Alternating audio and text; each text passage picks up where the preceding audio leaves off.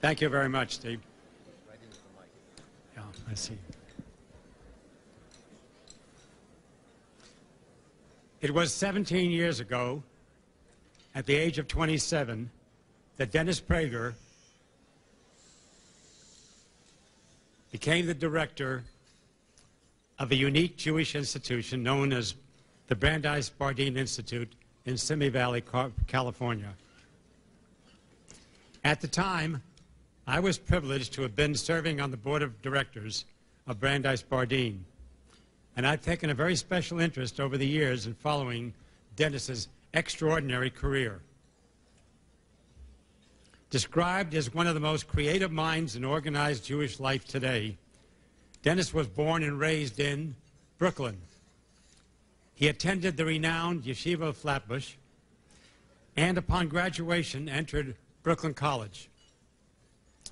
As a 20-year-old in 1969, following a trip to Israel, Dennis traveled to the Soviet Union to meet clandestinely with Jewish dissidents. It was a profound, moving, indeed a life-changing experience for him. He returned home in the forefront of the movement to free Soviet Jewry. With great intellect and charisma, Dennis was propelled from success as a lecturer and educator on the Jewish circuit to become a highly sought-after voice on a wide range of issues dealing with morality, ethics, and values in the community at large. Between lectures, he co-authored with Joseph Telushkin the book 9 Questions People Ask About Judaism, and completed his graduate work as a fellow at the School of International Affairs at Columbia University. He later co-authored Why the Jews? The Reasons for Anti-Semitism with Joseph Telushkin. And that book was later called the wisest, most original, and provocative book on the subject. In 1983, following his tenure as director of Brandeis Bardeen, Dennis was invited to fill in as a moderator for a Sunday night program on KABC in Los Angeles called Religion on the Line. The program consisted of a priest, a minister, and a rabbi, fielding theological questions from callers. An hour into the show, Dennis was handed a note that read, "Announced that you'll be back next week." He's been back ever since. Today, Dennis's nightly radio program is #1 in its time slot in Los Angeles. And it might be worth noting that he'll be broadcasting his show from Israel for a whole week this coming June. As an author, lecturer, educator, and publisher, Dennis is a valuable asset to the Jewish community and indeed to the community at large. It's a great pleasure for me to welcome him today. Ladies and gentlemen, please join me in giving a warm AIPAC welcome to Dennis Prager.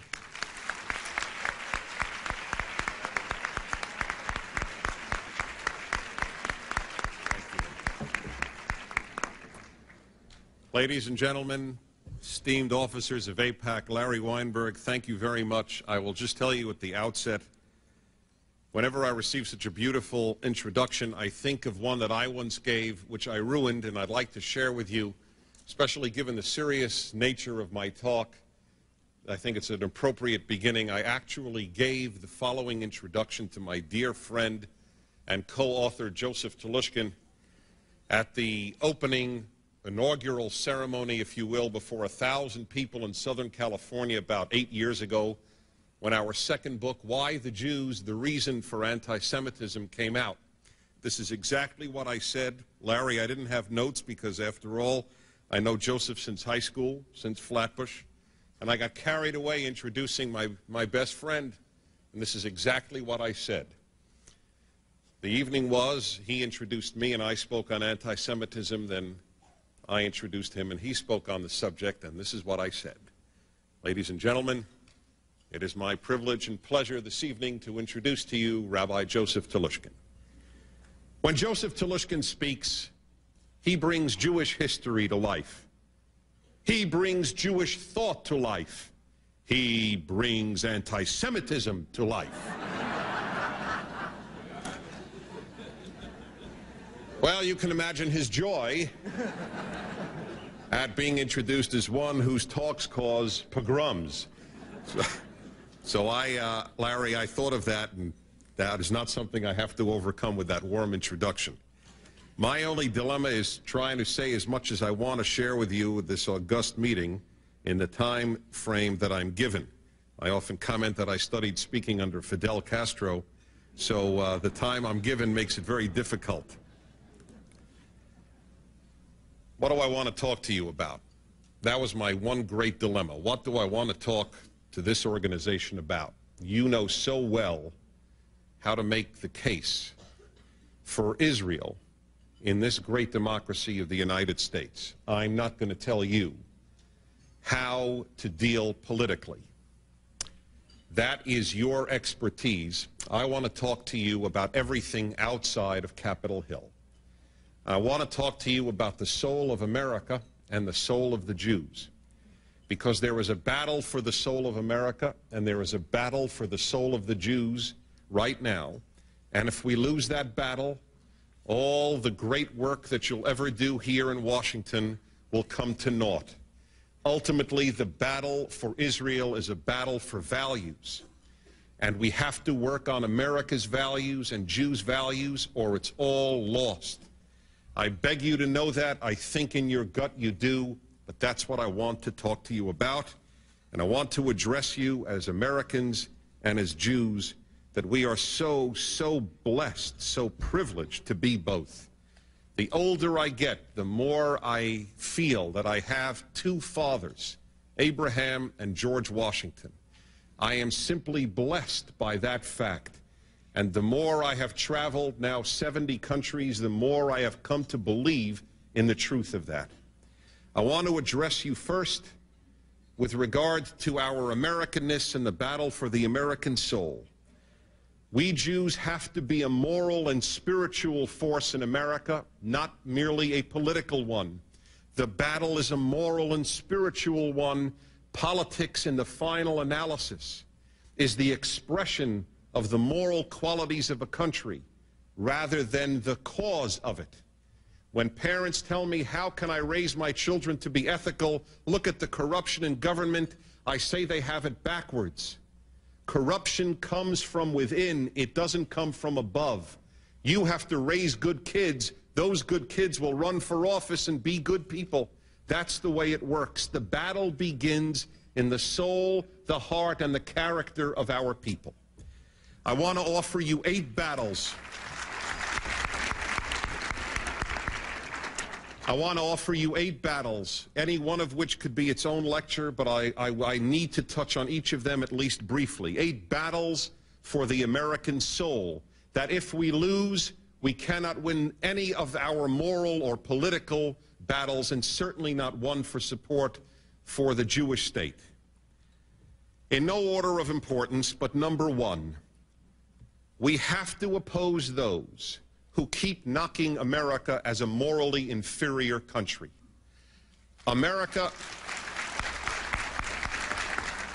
the United States of America has problems, absolutely. But it is time for us to stop the rhetoric that is too overwhelming, too demoralizing, to call America racist, to call America imperialist. Rhetoric has consequences. I saw those consequences in my city of Los Angeles last April. If you call America racist, if you print in the Los Angeles Times 3 days after the riots excerpts from Andrew Hacker's book that America really wants to commit genocide against its blacks, what do you expect but anger and fire? We have to tone down the rhetoric. If you call abortion murder, a doctor who performs it will be killed one day. If you call America racist and genocidal, it will be burned down one day. Rhetoric has consequences. This country has racial problems, but it is not a racist country.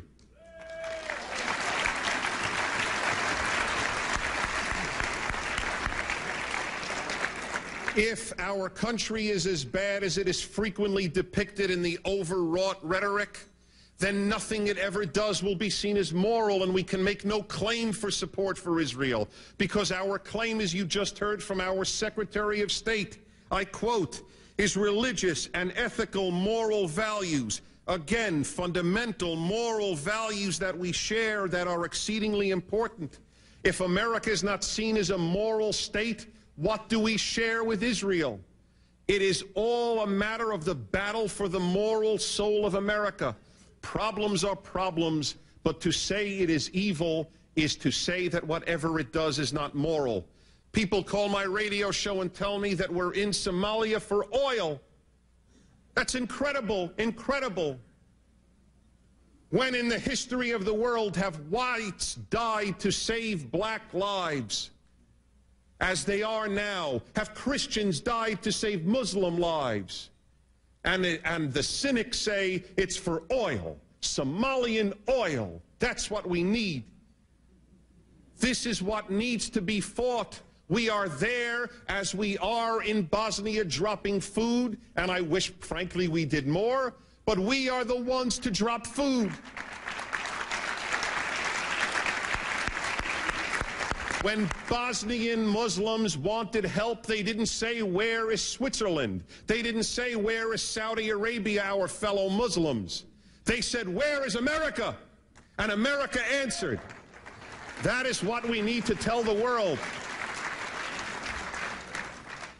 Number two, it has been fashionable since the Vietnam War to knock the military industrial complex, as if we have, as one activist on behalf of demilitarization said, missile envy, that it was really a Freudian perversion on our part.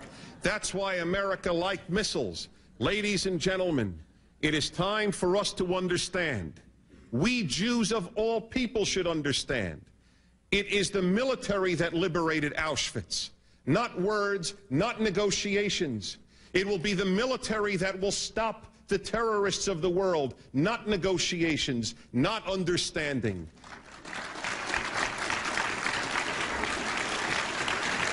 If America is weak militarily, it will hurt Israel. As Moshe Dayan said in 1973, the arms that we receive from America in the morning, we use in the afternoon.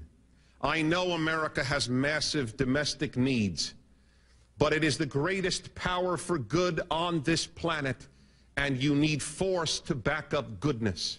It is the lesson of the 20th century.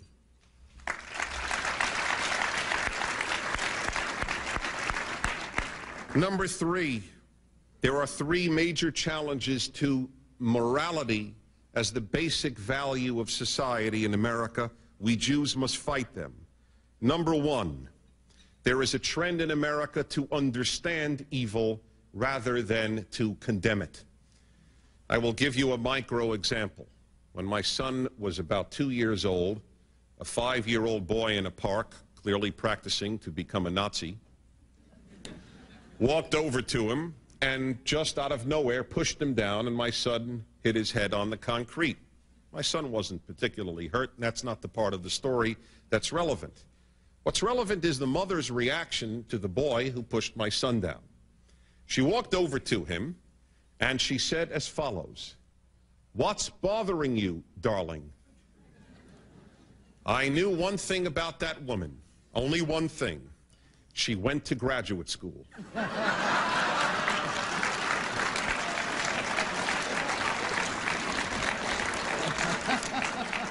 The only people in America who would say to a child who pushed down a 2-year-old, "What's bothering you?" had to have gone to graduate school. It is not a normal human reaction. You have to learn such a sick reaction. But my friends, our kids are all going to the places, all these graduate schools where that's what you learn. You learn to ask, why did they do that? Let's try to understand those who burned down innocent black and innocent Korean and innocent other businesses. We try to